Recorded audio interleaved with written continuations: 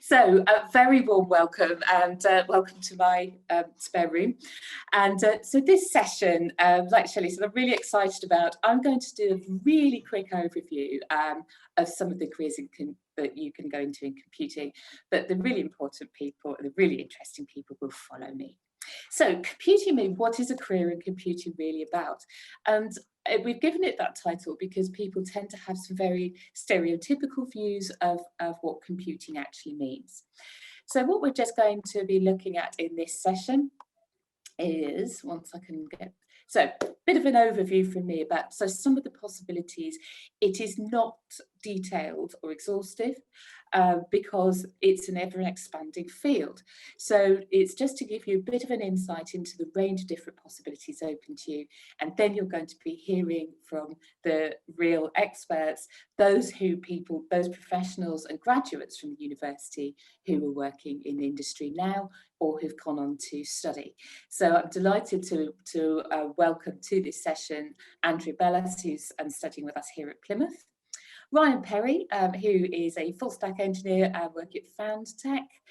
Edward Gavin, who's a software engineer with Goss Interactive here in Plymouth. Kieran Evans, who's a cloud engineer at Development Seed. And last but definitely not least, Scott Redrup, who's a learning technologist at Plymouth University. So that's quite an interesting range of different roles. And then if we have time, hopefully we will, there'll be time for questions. Please do post your questions in the chat. If you have that question, everybody else will as well. So and Lewis will pick those up and we will do our best to answer them.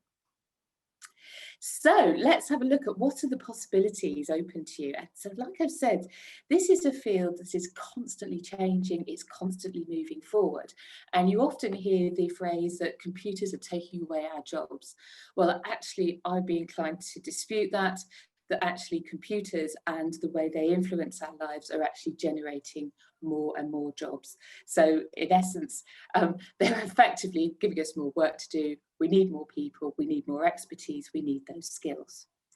So let's just really quickly look at some of the possibilities. So you have the actual things at the programming level, so software that needs to be developed, games that need to be developed, websites that need to be developed.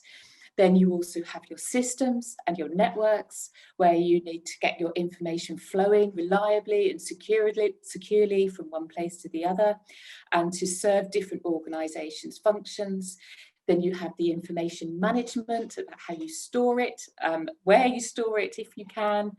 And you also then have a number of other factors to consider. So just some of the areas that you can consider if you decide to study computer science or a similar area are the development roles.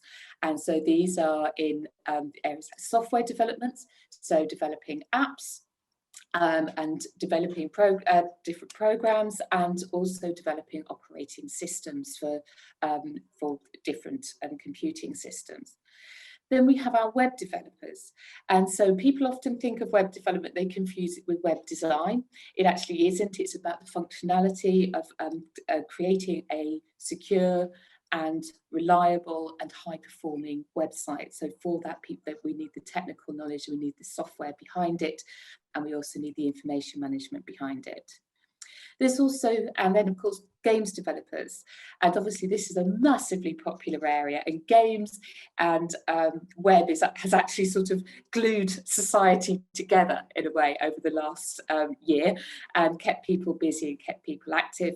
So again, with the games developers, they tend to be involved with the actual functioning of the game and the coding behind the game and the performance rather than the actual design and the narrative. But in some studios, games developers certainly can be involved with the smaller studios in all aspects of games development. So these are areas, again, that are growing all the time, and there's a real need for people to become different types of developers and to develop the and people with knowledge of the different programming languages to do that. So that's at this sort of app level. and operating systems levels, and keeping things functioning and moving. And then we need to have our systems and our networks, and we need to keep those moving properly and being reliable as well. So we will need people, and we have people who we need people who can design systems that work for different organisations, and we need people who can maintain them and keep them up to date and reliable and not going down all the time. So we need specialists, so network managers, we need network analysts who can troubleshoot and support organisations with their overall management and flow of information and data. And we also need people to manage databases securely and being accessible and usable by different organisations. And all of these things are great when they work. And obviously for a company, if they're going to release different products, they need to work all of the time. So all of these things need to be tested. And so yes, games need to be tested, and yes, they do need to be played, but really the big element of quality assurance is about looking at code and ensuring that things function properly behind the scenes, so they're not breaking down for the end user. And then we have all of the data and information itself. And so this is a massive area for companies now. So, and as well as being able to manage the data, keep it securely, organisations want to be able to tap into it, and they want to get insights from it. And this is huge. And you will have heard of big data. So they need people to manage the data and keep it secure. They also need people to pull it out of systems and bring it into a usable format, and people to help make sense of it. So people like data scientists who can then help companies and organisations get insights from that data. And of course, big news, cybersecurity, hacking. How do you prevent hacking? How do you keep people's personal details secure?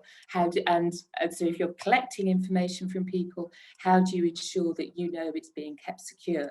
So now this is a massively an area that's really expanding, with organisations bringing in consultants who penetration testers, who are actually testing organisations' resilience and strength. And so this is, and people who will analyse different aspects of different organisations and vulnerabilities. So this is obviously huge to keep everybody safe and individuals safe.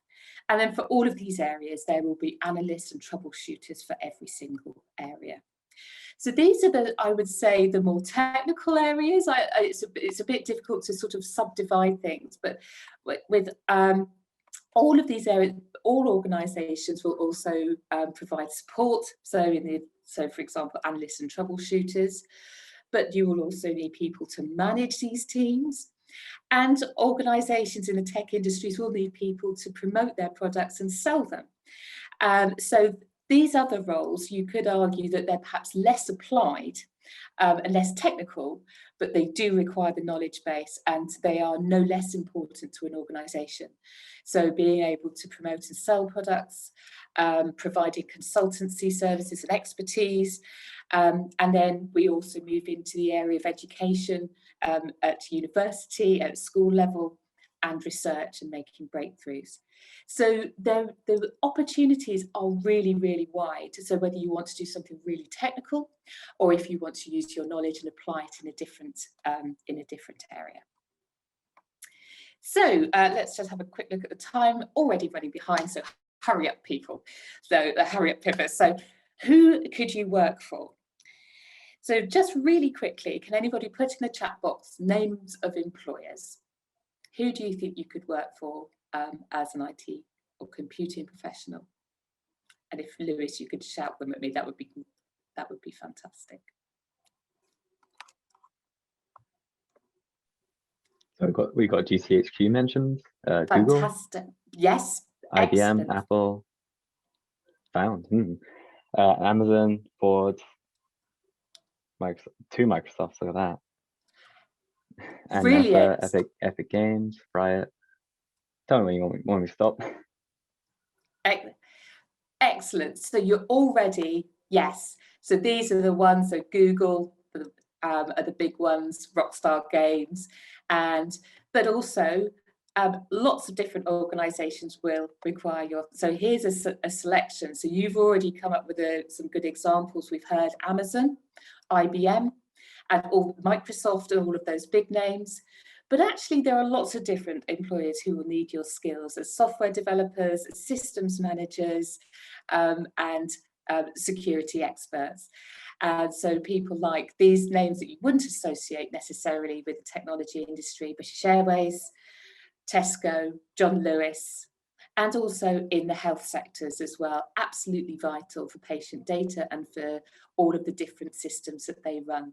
So these are just some of the examples of some of the big employers that you can work for, but actually there are thousands and thousands of small to medium-sized employers right across the country. So we often have to say to students, you might need to move to go to work in the area that you want to, but actually you should find that there's something for everybody. So those are just some of the examples of the employers.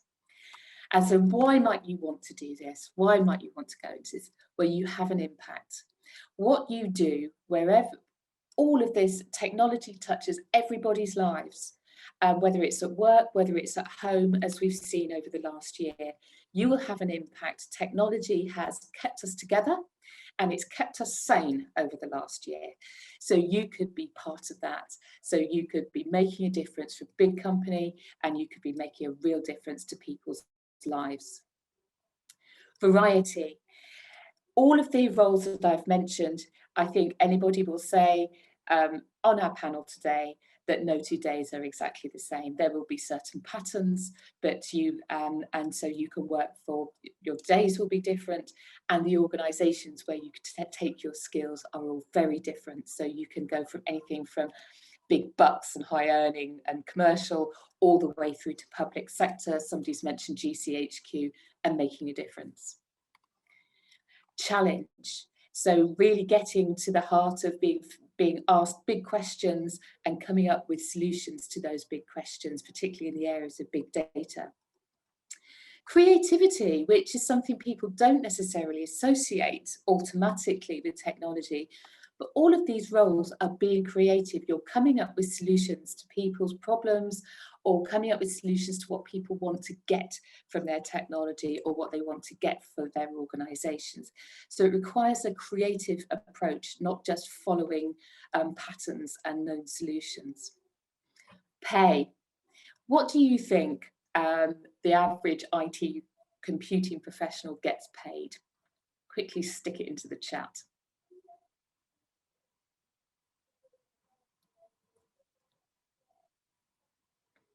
Bit more hesitant about this. Okay, in view of the time, I'll tell you the average pay in the UK for a computing professional based on CW jobs who advertise for this whole sector is £57,500 a year. So you might want to think how that relates to a car, how it relates to the cost of a house and rent. So it's a very well-paying sector. That's the average. Average graduate salaries, if you have a degree, the average graduate salary is 25,000. For in the area of computing, it can actually go up to about 30,000 for larger organisations. So the pay can be good. There's the opportunity to travel if you work for a global organisation, or if you work for consultancy, you could travel the world when we can do that again. With experience, you have the flexibility to work in the way that you want. So you might decide to go freelance, which is being self-employed, and there might be flexibility in how you work with different employers, and our guys will be able to tell you that. And the job market is expanding and expanding.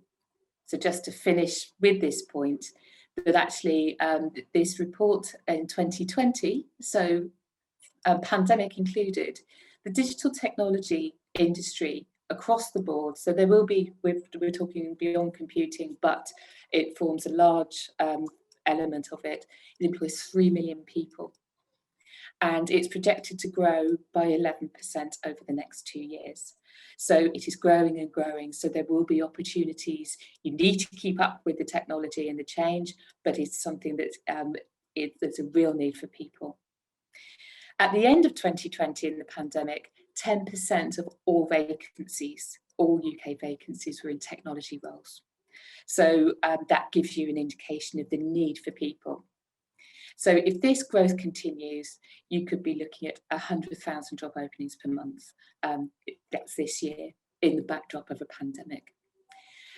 So I'm going to hand over now to Andrew. If you want to check out, go to your first port of call just to find out careers information, I strongly recommend prospects.ac.uk as an overview of the industry, and of course the British Computing Society for detailed information on careers. So I'm going to stop sharing now. My mother said always said I didn't share, and I will hand over to Andrew now, who's going to tell us a little bit about history. Oh, I've just seen the salaries, 55, 50, 50k, brilliant, well done. Sorry about that, I didn't see that. So over to you, Andrew, thank you. Thank you very much, Pippa, and may I first and foremost say it's fantastic to have so many people here today who are interested in sort of pursuing the sort of IT sphere, this sort of type of degree. It's fantastic. Indeed, I'm blown away. It's wonderful. So I suppose really I should give sort of an introduction on myself. Obviously, my name is Andrew Bellis. I am a Bachelor of Science with honours in computer science graduate from the University of Plymouth. I'm also an accredited fellow of the Chartered Institute of Information Security. A couple of key points I really want to drive home today to individuals in this chat are ultimately that one, that there is sort of a very flexible trajectory to your own learning in terms of University of Plymouth degrees in sort of the IT sphere, if you like. There are very much sort of opportunities, paths for either sort of direct industry entry or indeed the higher echelons of academia, which is sort of what I'm trying to drive home today and sort of give a particular perspective on. And also the second point really would be sort of my own perspective as such, and sort of my own experience in terms of how I sort of got to where I am currently. So as I've already said, you know, I have these current qualifications. Currently I'm on my master's degree in you know, the postgrad sort of area. I'm researching GPS spoof detection and so on in the context of maritime cybersecurity. And from there, I suppose really I should probably sort of go in. It would be probably quite prudent to sort of go into my own individual sort of experience with education. So I'm sure many of you here today will have either completed or will be in the process of completing level 3 qualifications. That might include you know, A levels or BTECs, or indeed access courses. And for those of you who perhaps are completing access courses, it's wonderful to see people come back into education. It's fantastic, and you know, genuinely it's fantastic. From my own personal experience, I didn't do very well in my A levels. I chose A levels. I went to a sixth form college, and my head of sixth basically sat me down and said, you know, you won't go very far with these results, son. And from there, I sort of thought, well, you know, perhaps I'll never go on to really manifest anything particularly interesting, or sort of go on and research anything that I truly am interested in. But ultimately, I decided at the end of the day, the only person who decides what I'm capable of is me. And so I took another A level. in a gap year, and from there, I suppose you could say by the skin of my teeth, I managed to get into the University of Plymouth on my UCAS points, and well, from there the rest is history, really. I got onto the computer science program, and quite simply, I really flourished from there. I suppose a couple of key points, because I'm sure while many of you have completed or are in the process of completing level 3 qualifications, and indeed are in the process of looking into going into sort of university, a couple of key points I would really like to point out in terms of those of you who perhaps might have an idea for sort of going into the more academic sort of echelons of university study. One thing I would say is most certainly try and go for, even in undergraduate sort of circumstances, go for a research project, because it sets you in good stead ultimately for, you know, going on to the next level, if you like, and that is very much a useful thing. I would also say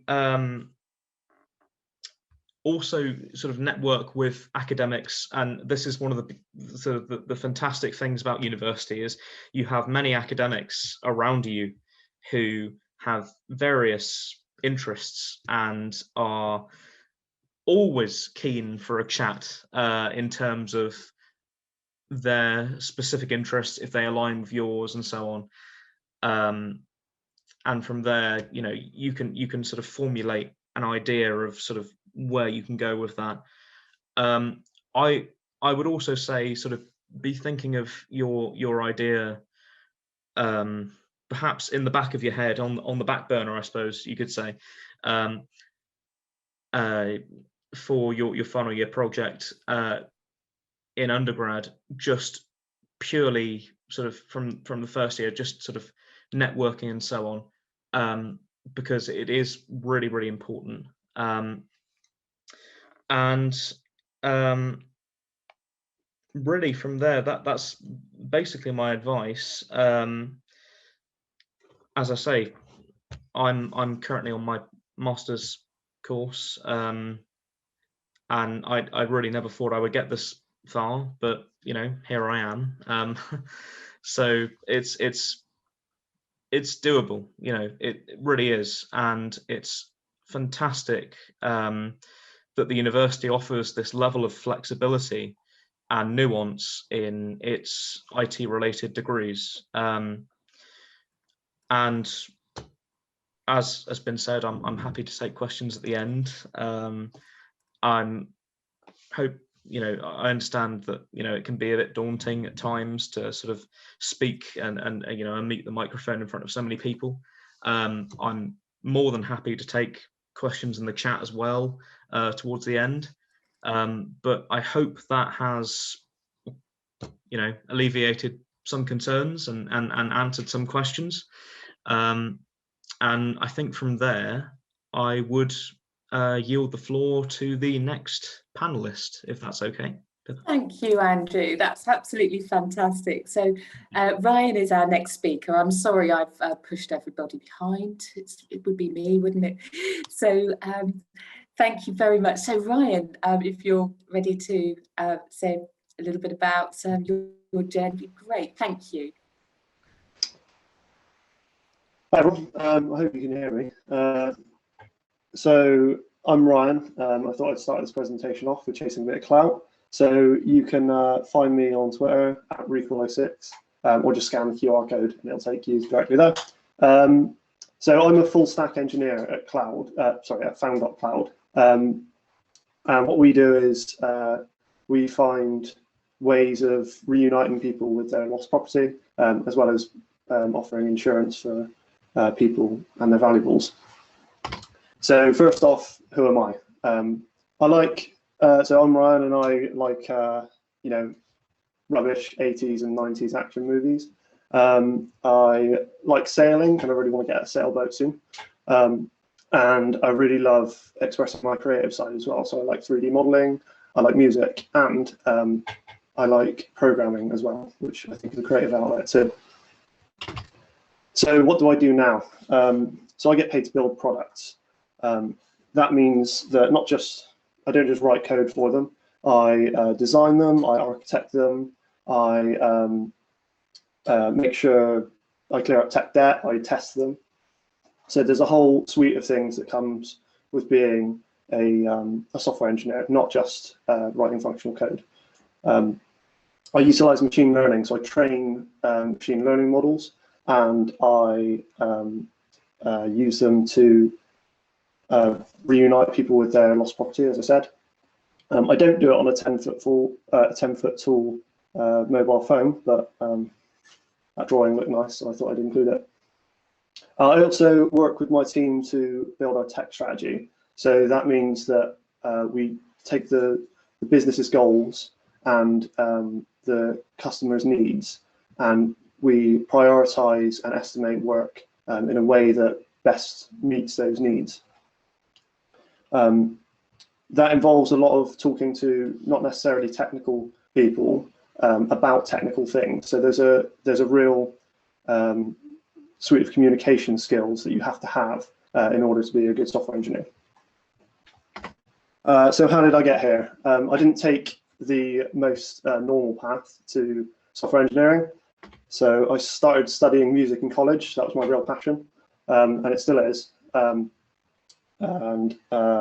You know, I ended up completing that diploma, but realizing by the end of it, it wasn't really something that I wanted to progress further in as a career. So I struggled to find out what I wanted to do for a bit. I tried taking some A levels, and those didn't go too well. And I had a bit of a mental health crisis early on. But thankfully, I was able to call a few universities' admission teams, and eventually got Plymouth on the line, and they sounded like a brilliant place to go. So I ended up studying computer science at Plymouth University, which some of you might be doing at the moment. And that offered me a wealth of opportunities, from building my network to just making friends and building like a tech community around me. It also offered me the chance to go on an internship at the United Kingdom's Hydrographic Office, where I met Kieran. Yeah, that's where the avenue into software development for me really started to kick off. I ended up graduating with a first, which I was ecstatic about. And then I moved on to a company called ADP, which is a human resources company, but they were shifting a load of their software to a cloud-based architecture, which I was able to help with. And now I'm working at Found, because I wanted to take a bit more of a risky route and work for a startup for a bit, and get my business acumen up standard so that I could eventually start my own business. So now that I've done all that, what would I tell my younger self? What would I tell myself if I was sitting in the audience today? So first off, know your worth and other people's. So there's a line that's taken that you shouldn't ask people about their salary because it's rude. Now, I would argue that very rich people who are paying your salary made that line up. Start to feel comfortable talking with your peers about their salary and about your salary, and then you will know if you're getting underpaid. So, but not just that. Know your skill set and know what skills are valuable to the industry at the moment and valuable to your company, and leverage that when getting a job.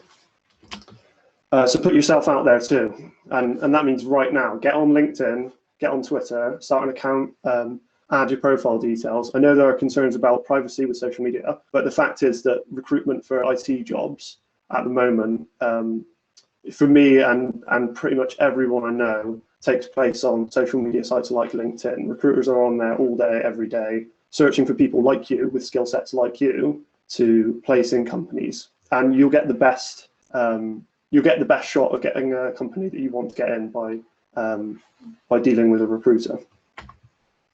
So do that internship, and hopefully it's paid. But yeah, so do that internship.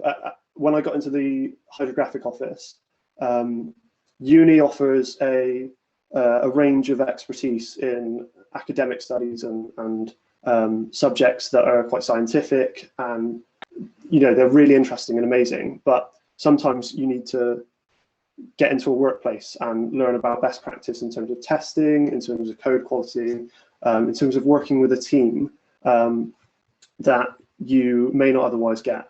So do that internship. It sets you leaps and bounds above the rest of your peers. Get to know yourself as well. So have a code of ethics. Don't work for companies that you don't think match that code of ethics. Stay true to yourself in terms of that. But also get to know yourself in terms of what you want to do, what are your personal ambitions, and what really drives you. Find that purpose that you really want to meet, and then start chasing it. If you want something, you can go and get that.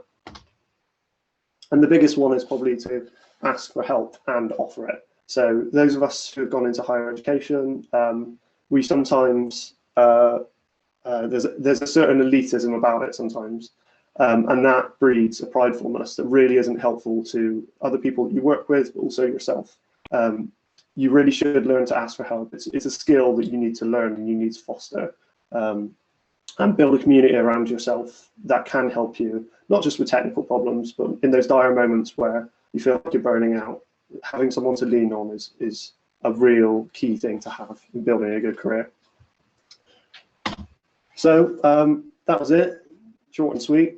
Like I said, you can follow me on Twitter if you want to help me out, but also if you want to see some random tweets that you might find funny.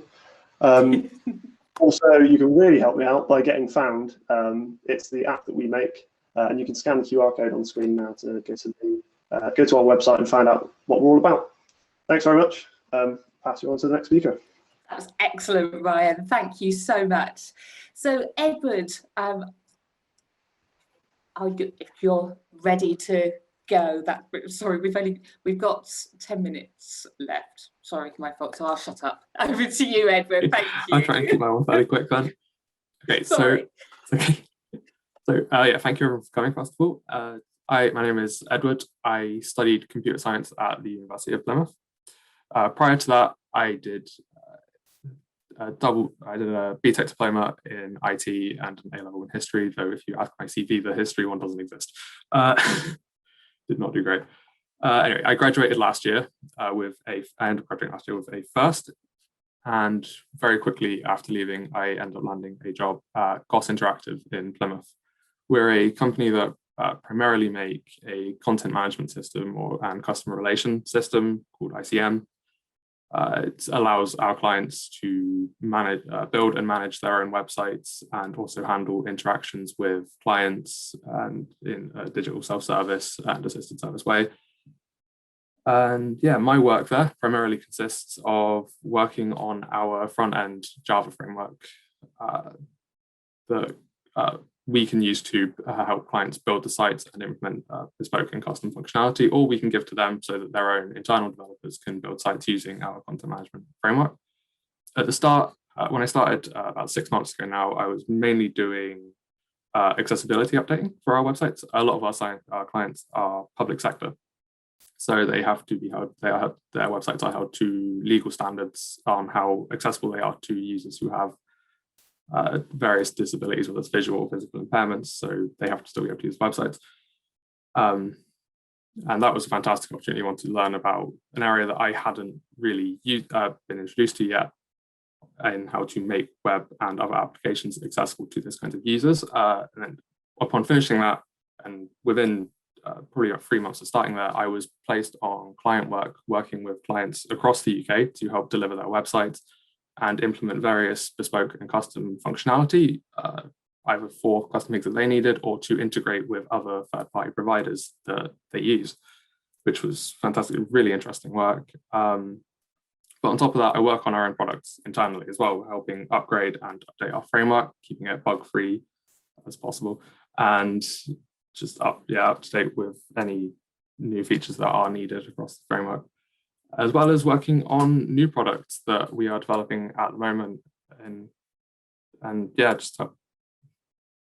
Sorry, where I was going with that. Yeah, just working on new products internally that we are looking to release soon within the next few months. That's most of my work at the moment. And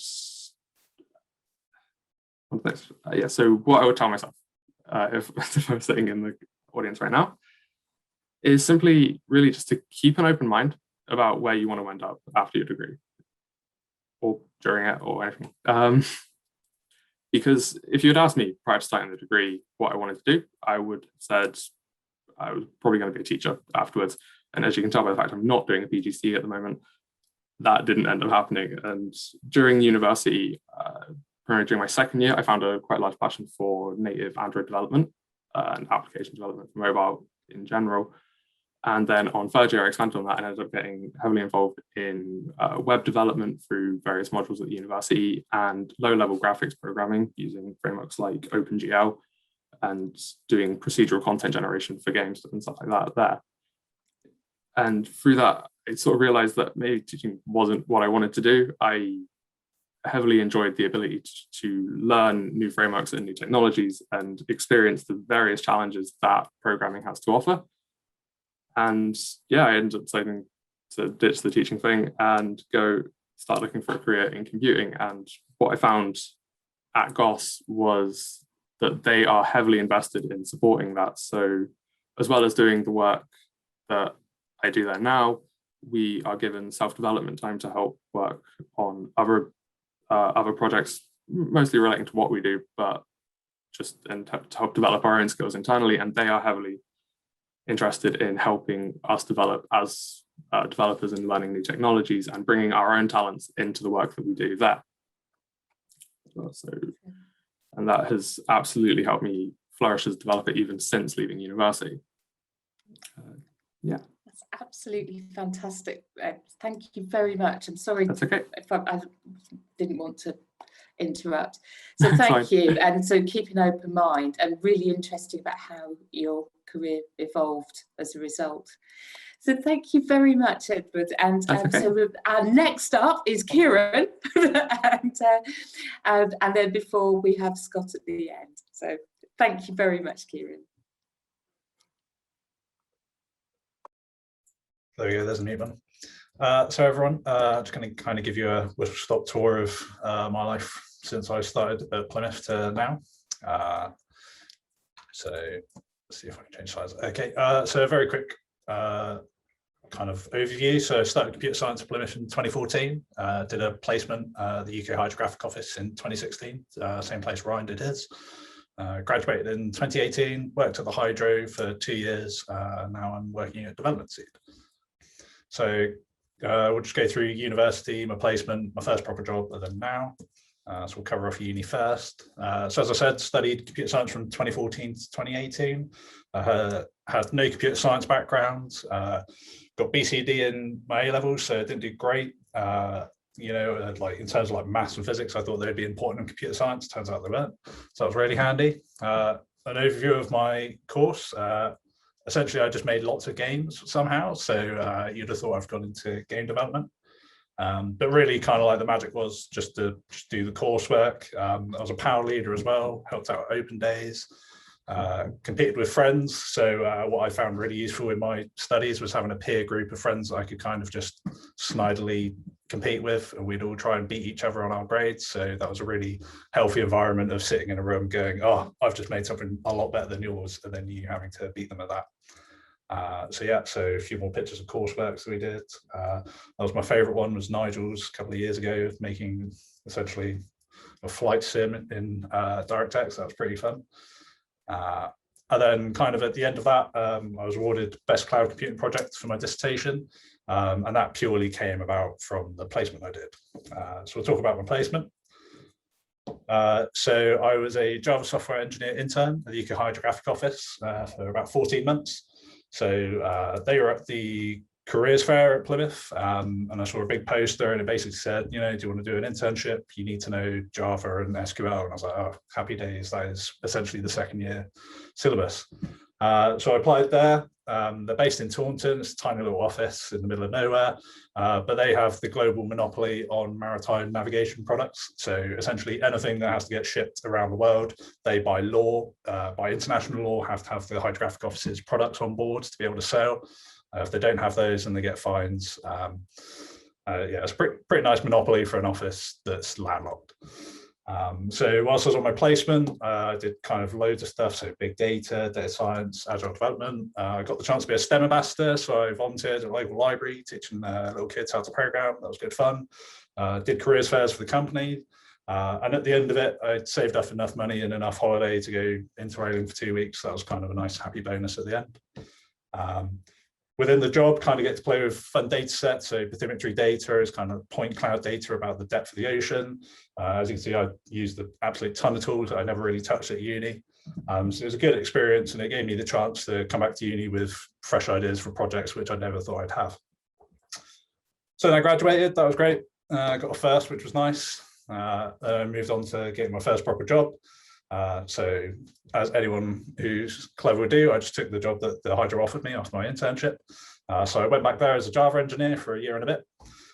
Worked on systems to pre-process tidal data. So it's another product the Hydrographic Office releases. Did work on the UK government data science Accelerator. So it's essentially a government cross program that allows you to do like dedicated paid time to work on a machine learning project that should aid your company. So I did mine on beach composition classification, so using satellite imagery to figure out what beaches are made out of, so that Marines and stuff, people like that could know that if they're going to jump out onto a beach, whether they're going to sink in the sand or not. There's nothing worse than trying to storm a beach and ended up stuck in the mud. And then also I worked on producing global heat maps of shipping traffic. So all kind of fun big data projects there. Then I kind of got a promotion, just applied for a better job at the Hydro. So I was a data engineer for a year. Within that job, I streamlined satellite image downloading from remote sensing experts, so kind of bulk downloading huge satellite data sets.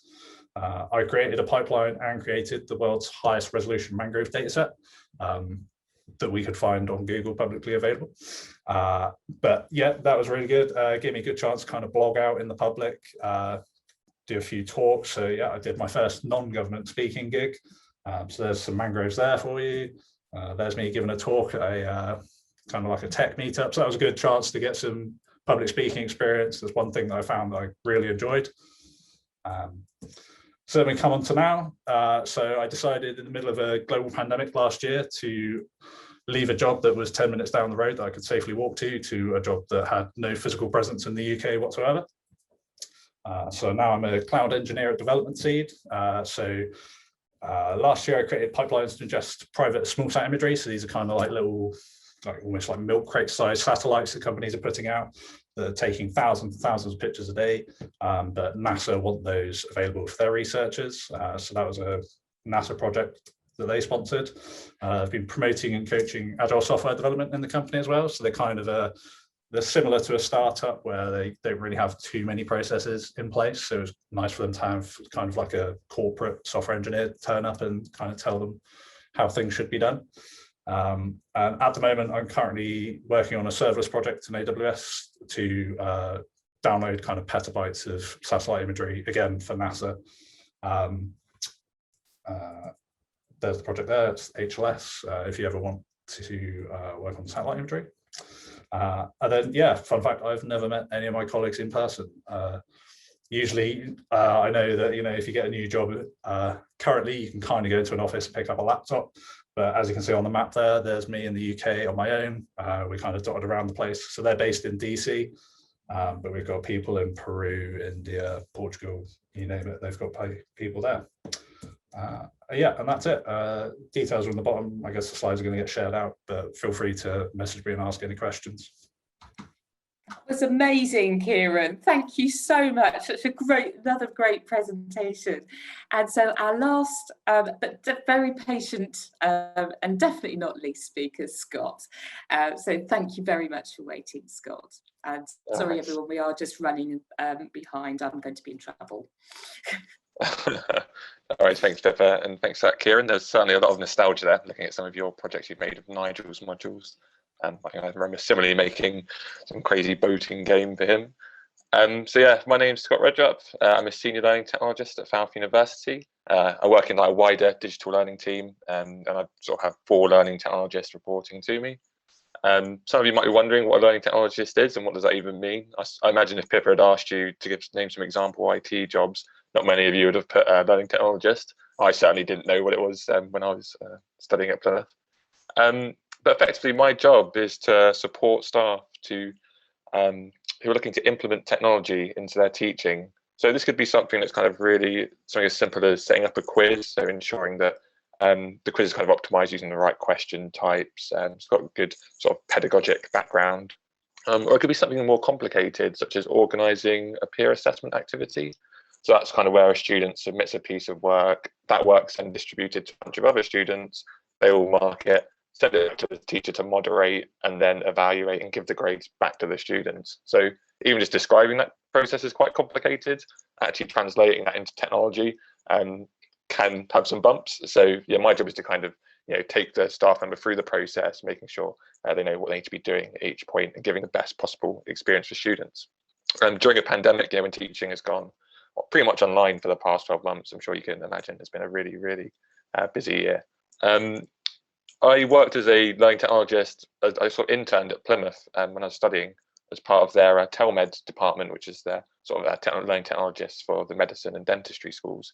And the work I did there is totally different to the work I do in my current team. And the work in our team is completely different to what a learning technologist does at a university up countries. It's a very varied role, and it requires a complex sort of working knowledge of lots of different areas. Something Edward briefly mentioned, the accessibility regulation. So that's a huge piece of work we've been working on over the last year or so to make our systems accessible to everyone, no matter what device they might be accessing our systems using, such as a screen reader, etc. And there's also elements of understanding about data protection, GDPR, user experience. So making sure the systems we design are easy to use and provide a great experience for all our users. And then just that little bit of knowledge about web development. So, being able to understand how to write and read HTML and CSS. You don't have to be an expert in it, but certainly knowing about it makes your job a lot easier. And in terms of how I got here, so again, I followed a very weird and unusual path, I guess. I studied computing and game development at Plymouth between 2013 to 2016. I wanted to become a game developer, set up my own company, earn loads of money. And I kind of did some of that. I worked for a games company as soon as I graduated from Plymouth. We released a game on Steam called Magnets. So if you want to check that out, you see my name on it. I also set up my own company. But inevitably, I needed to earn some money. And so I started working at Plymouth again, this time as a technical assistant. And that was fixing and imaging computers in a lab. And if this was an on-campus event, we might be actually sat in that lab right now.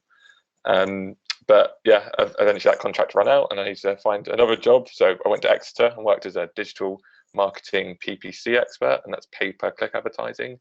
Again, didn't really know anything about what that even meant and what work was involved, but the technical skills, there's a lot of work with Excel and which I had some experience with, so I figured I could do it, and it turns out it went great.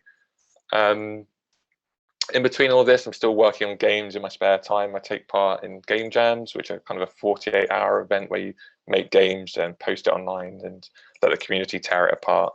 I ran a few of these events when I was part of the Game Development Society at Plymouth when I was studying there. And yeah, we do that down in Falmouth as well.